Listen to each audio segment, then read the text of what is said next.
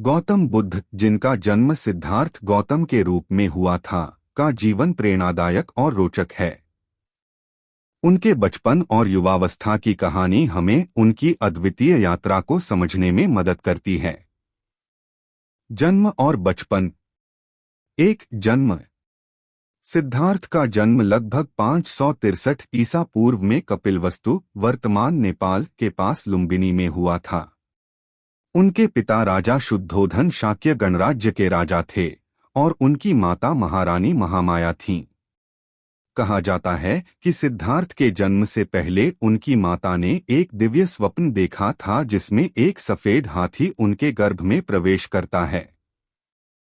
यह भविष्यवाणी की गई थी कि यह बालक या तो महान राजा बनेगा या एक महान संत। 2 महामाया की मृत्यु। सिद्धार्थ का जन्म के कुछ दिनों बाद ही उनकी माता की मृत्यु हो गई। उन्हें उनकी मौसी महाप्रजापति गौतमी ने पाला। 3 आरामदायक जीवन। राजा शुद्धोधन ने सिद्धार्थ को बचपन से ही सभी प्रकार के दुखों और कष्टों से दूर रखा। उन्हें भव्य महलों में पाला गया और उनकी हर इच्छा पूरी की जाती थी। उनका जीवन विलासिताओं से भरा हुआ था ताकि वे कभी संसार के कष्टों से परिचित न हों। बालक से युवा।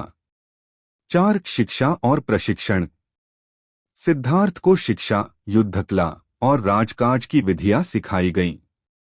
वे अत्यंत कुशाग्र बुद्धि और शांत स्वभाव के थे। उनके गुरु भी उनकी गहरी सोच और करुणा से प्रभावित थे। 5 विवाह। जब सिद्धार्थ 16 वर्ष के थे, उनका विवाह यशोधरा नामक राजकुमारी से हुआ। उनका एक पुत्र हुआ जिसका नाम राहुल रखा गया। 6 दुखों का सामना। राजा शुद्धोधन ने कोशिश की कि सिद्धार्थ कभी भी संसार के दुखों का सामना न करें, लेकिन नियति ने उनका मार्ग तय कर रखा था।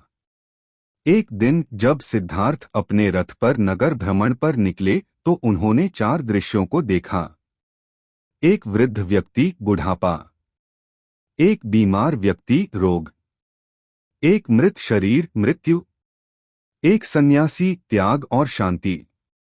इन दृश्यों ने उनके मन को झकझोर दिया। उन्होंने समझा कि संसार में सुख के साथ साथ दुख भी अनिवार्य हैं। सत्य की खोज। 7 गृहत्याग, महाभिनिष्क्रमण।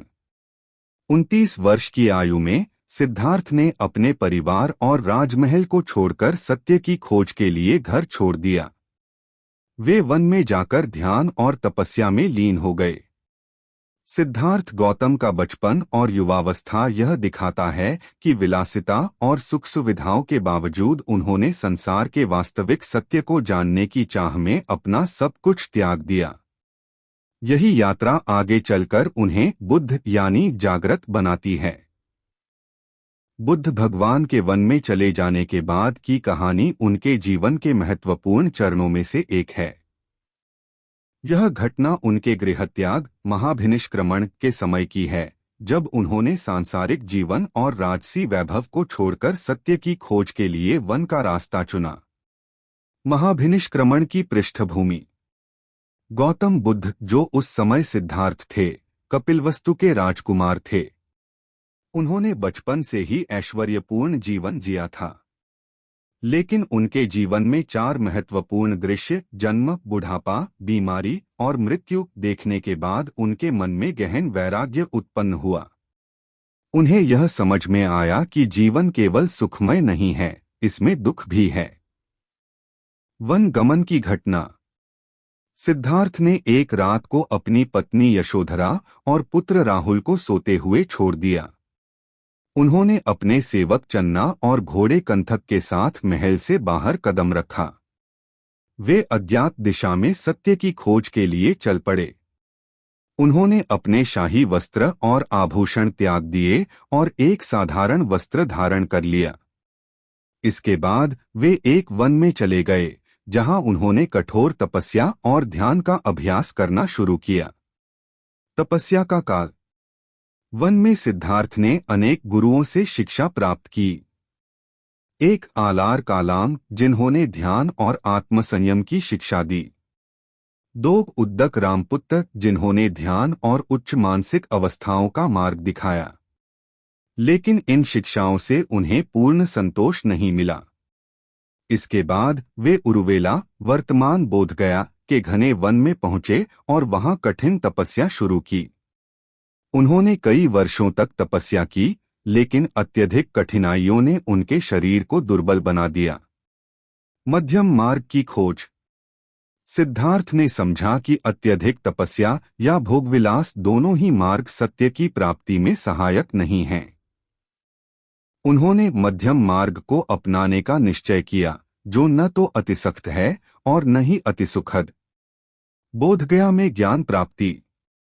इसके बाद वे एक पीपल के वृक्ष के नीचे, जिसे अब बोधि वृक्ष कहा जाता है, ध्यान करने बैठ गए और प्रतिज्ञा की कि जब तक सत्य की प्राप्ति नहीं होगी वे वहां से नहीं उठेंगे। कई दिनों के ध्यान के बाद उन्होंने पूर्ण ज्ञान बोधि प्राप्त किया और बुद्ध बन गए। निष्कर्ष। बुद्ध का वन गमन उनके जीवन का एक महत्वपूर्ण मोड़ था, जिसने उन्हें सत्य और मानवता के कल्याण के मार्ग पर आगे बढ़ाया। इस घटना से हमें यह सीख मिलती है कि भौतिक सुखों को त्याग कर आत्मनिरीक्षण और साधना के माध्यम से हम जीवन के वास्तविक उद्देश्य को समझ सकते हैं। कहानी पसंद आई तो लाइक, शेयर और सब्सक्राइब करें। धन्यवाद।